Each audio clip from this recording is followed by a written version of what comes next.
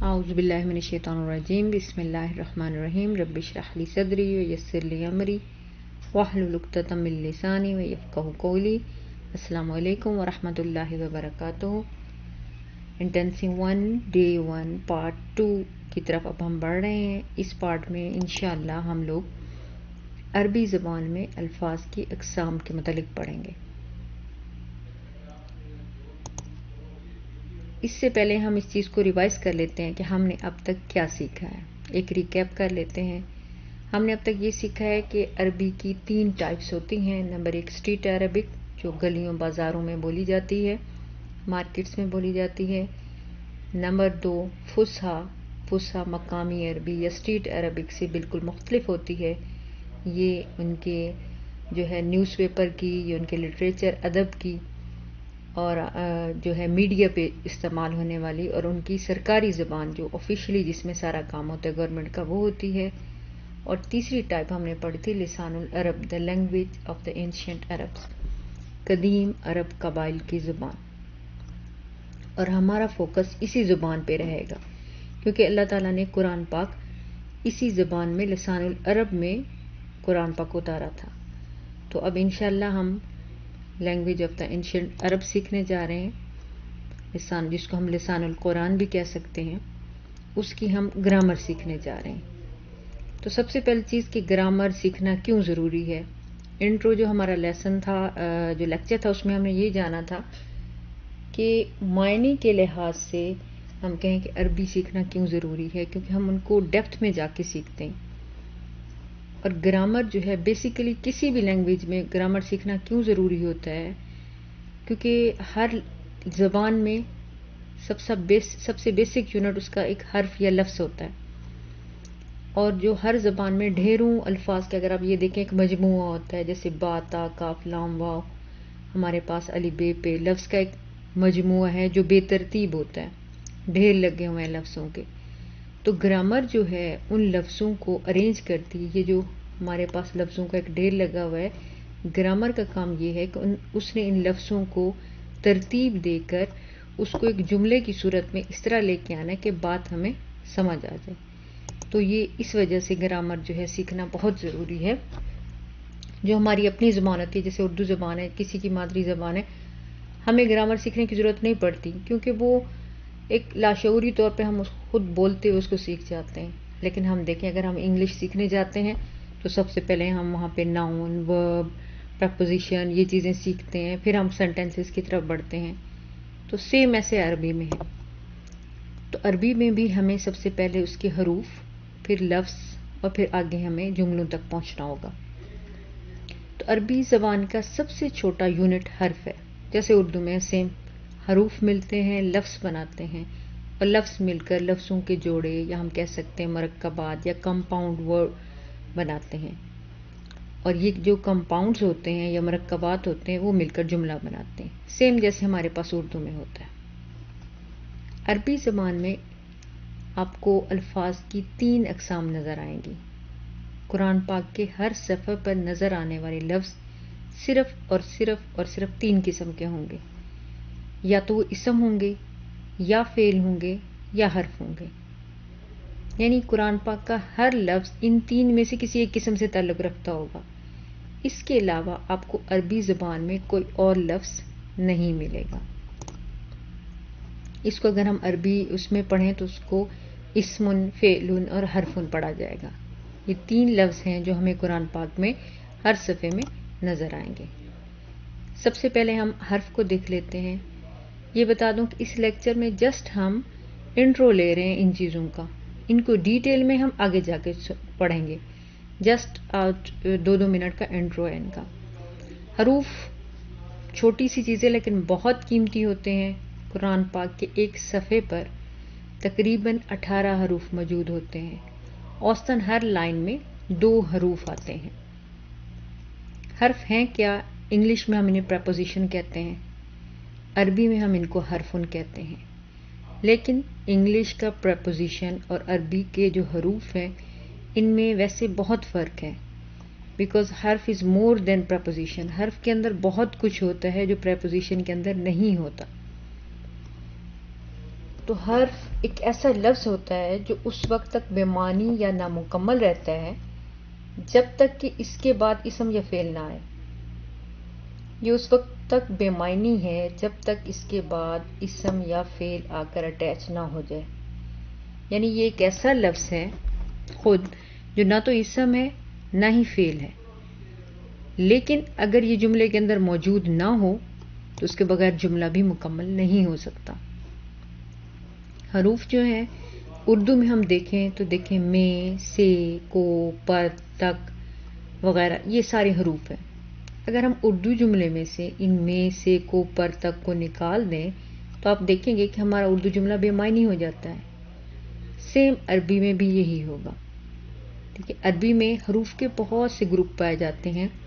ہم اس dream programme میں ابتدا میں 3-4 گروپ سیکھیں گے صرف، پھر انشاءاللہ جیسے گرون اپ ہوگا ہمارا یہ پروگرام پھر ہم مزید چیزیں سیکھیں گے. اردو میں، سے، کو، پر، تک. عربی میں با، تا، کاف، لام، واو، مین، فی، ان، الا، حتی، الا، اور بھی یہ گروپ ہے، اور بھی گروپس ہیں. انگلش میں آپ حروف کو to, from, in, with, until, of, یہ چیزیں اس حروف کے اندر آ سکتی ہیں. حروف اگر آپ دیکھیں کہ کتنے اہم ہیں اور ان کے بغیر کیسے بات نامکمل رہتی ہے تو اس کو اس مثال سے دیکھتے ہیں کہ ہم دیکھتے ہیں وہ کمرے میں. اب میں کے بعد کچھ نہیں ہے تو یہ دیکھیں کہ یہ جملہ نامکمل ہے اور بے معنی ہے، کوئی میننگ نہیں بنتا. لیکن اگر اس میں کے بعد کوئی ہم اسم لگا دیں یا فعل لگا دیں تو یہ ایک پرفیکٹ سینٹنس بن کے بامعنی جملہ بن جائے گا. وہ کمرے میں بیٹھا ہے، وہ کمرے میں سویا ہوا ہے، وہ کمرے میں کھانا کھا رہا ہے، تو یہ جملہ جو ہے یہ بامعنی بن گیا. فار ایگزامپل سارا اسکول کھیلتی ہے، کیا یہ جملے کوئی سینس نہیں بنا رہا. لیکن اگر میں نے سارا اسکول میں کھیلتی ہے لگا دیا تو یہ اس نے سینس بنائی، یہ اب جملہ بنا ہے. اسی طرح اگر میں کہتی رہوں پر، ویسے تو یہ حرف ہے، یہ حقیقت ہے کہ یہ ایک حرف ہے، لیکن یہ بے معنی ہے. کیا مطلب ہے اس پر کا؟ جب تک کہ اس کے پہلے یا بعد میں اسم یا فعل کا اضافہ نہ کر دوں. فار ایگزامپل چھت پر بلی بیٹھی ہے، تو اب یہ جو ہے ایک بامعنی جملہ بن گیا. نیکسٹ ہمارے پاس آتا ہے فعلن. فعلن جو ہے یہ ایک ایسا لفظ ہوتا ہے، لفظ میں پھر آپ غور کیجئے کہ یہ ایک ایسا لفظ ہوتا ہے جو وقت کی قید میں ہوتا ہے، جو وقت اور زمانے کی قید میں ہوتا ہے، ٹائم کی قید میں ہوتا ہے. یعنی فعل کے اندر آپ کہہ سکتے ہیں کہ ماضی، حال یا مستقبل کا زمانہ چھپا ہوتا ہے. لیکن عربی زبان میں صرف فعل ماضی اور مضارع ہوتا ہے. اردو میں ہم دیکھیں تو ہمارے پاس 3 زمانے ہوتے ہیں، فعل ماضی، فعل حال، فعل مستقبل. لیکن عربی میں صرف 2 زمانے ہیں، ماضی اور مضارع. یہ جو مضارع ہے اس کے اندر ہی زمانہ، مستقبل اور حال چھپا ہوتا ہے. یعنی اس کی ٹرانسلیشن جب ہم کریں گے تو وہ فیوچر کی بھی ہو سکتی ہے اور پریزنٹ کی بھی ہو سکتی ہے، مستقبل کی بھی ہو سکتی ہے اور حال کی بھی ہو سکتی ہے. ہمیں پتہ کیسے چلے گا کہ یہ مستقبل ہے، یہ حال ہے؟ اس کو ہم بعد میں ڈسکس کریں گے. تو عربی زبان میں یہ جو فعل ہے یہ انگلش کے ورب سے بہت زیادہ پیچیدہ ہوتا ہے. لائک جیسے ہم نے کہا تھا حرف از مور دین پریپوزیشن، تو ہم یہ کہہ سکتے ہیں کہ فعل از مور دین ورب. فعل کے اندر بہت کچھ ہے جو ورب کے اندر نہیں ہوتا. سو ہم اس کو اس انگلش کے اس لفظ کے ساتھ نہیں کر سکتے. یہی چیز کہ فعل کے اندر جو ہے وہ لفظ آتے ہیں جو وقت، زمانے یا جگہ کی قید میں ہوتے ہیں. مثلا اگر میں کہتی ہوں وہ پڑھ رہا ہے، تو اب یہ دیکھیں اس کے اندر زمانہ آیا، ٹائم آیا، وہ پڑھ رہا ہے، ابھی یہ حال میں یہ کام ہو رہا ہے. وہ پڑھ رہا تھا، ٹھیک ہے، میں نے اگر کہا کہ وہ پڑھ رہا تھا تو ماضی کا زمانہ اس کے اندر آ گیا ہے. میں کہتی ہوں وہ پڑھے گا، تو اس کے اندر یہ قید میں کون سا آ گیا؟ کیا چیز قید میں آ گئی؟ فیوچر کی قید میں یہ وقت آ گیا، یہ جملہ آ گیا. تو ایسا لفظ جو وقت کی قید میں رہے، زمانے کی قید میں رہے، اس کو ہم فعل کہیں گے. فعل کے ہم ایگزامپلس دیکھتے ہیں. جیسے یہ ہے کہ وہ چل رہا ہے.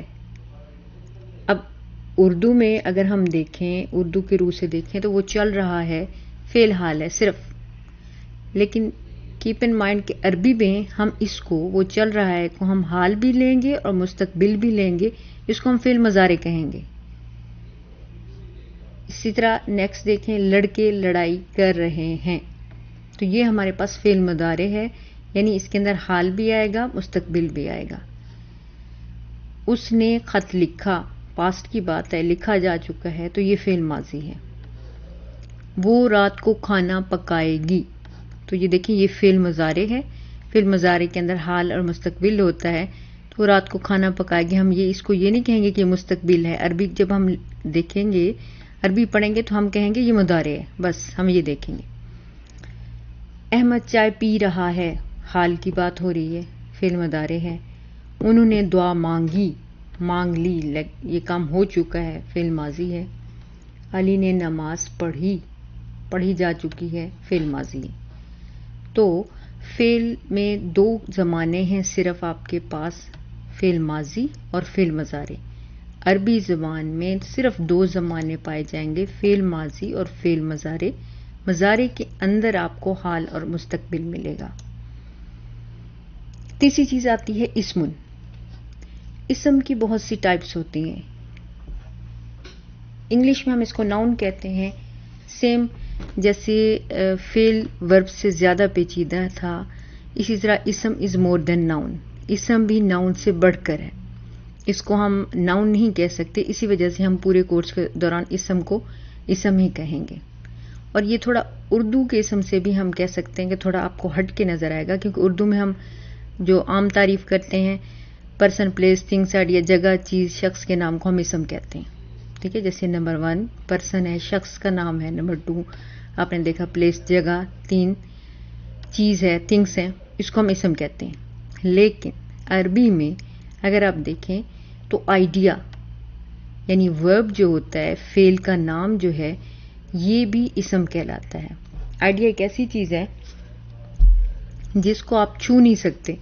فار ایگزامپل آپ کے پاس آ رہا ہے سوچنا، نفرت کرنا، محبت کرنا. ٹھیک ہے، تو یہ فعل کا نام ہے. ایک لکھنا، پڑھنا، ان کو آپ چھو نہیں سکتے، ان کو آپ صرف سوچ سکتے ہیں. تو یہ آئیڈیا. نمبر 4. نمبر 5 ایڈجیکٹو، صفت جو ہے، چھوٹا، بڑا، خوبصورت، بدصورت، یہ بھی اسم سمجھا جاتا ہے. نمبر 6 ایڈورب، متعلقہ جو فعل آپ کے پاس ہوتا ہے اس کو بھی ہم اسم کہتے ہیں. نمبر 7 پروناؤنس، اسم ضمیر ہیں. اردو میں ہم انہیں اسم ضمیر کہتے ہیں، انگلش میں پروناؤن کہتے ہیں. یہ بھی اسم سمجھے جاتے ہیں. مثالیں ہم لے لیتے ہیں. مثلا پرسن، شخص کی مثال ہم نے لی حضرت محمد صلی اللہ علیہ وسلم. جگہ کی ہم نے مثال لے لی سم مکہ. چیز کی ہم نے مثال لے لی میز. خیال، آئیڈیا، ورب جو ہے آپ کے پاس، خیال، اس چیز کو آپ چھو نہیں سکتے، صرف آپ اس کو سوچ سکتے ہیں، محسوس کر سکتے ہیں. یہ اسم ہوتا ہے. ہر وہ چیز جو محسوس کی جا سکے، اس کو آپ چھو نہ سکیں، اس کو آپ اسم کہتے ہیں. مثلا بھوک، رحم، پڑھنا، لکھنا، نفرت، خوشی، محبت. ٹھیک ہے. اسی طرح نمبر 5 آپ کے پاس ہے ایڈجیکٹو.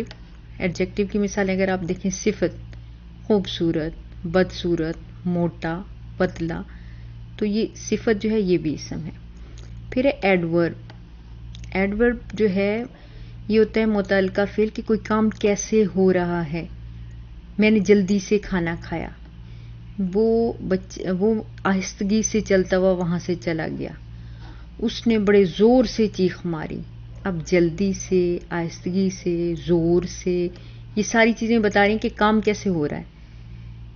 یہ ایڈورب کہلاتا ہے انگلش میں، اور اردو میں ہم جو ہے اس کو متعلقہ فعل کہتے ہیں. ریلیٹڈ فعل سے ریلیٹڈ یہ چیز ہوتی ہے کہ کوئی کام کیسے ہو رہا ہے، تو یہ بھی اسم کی کیٹیگری میں آتا ہے.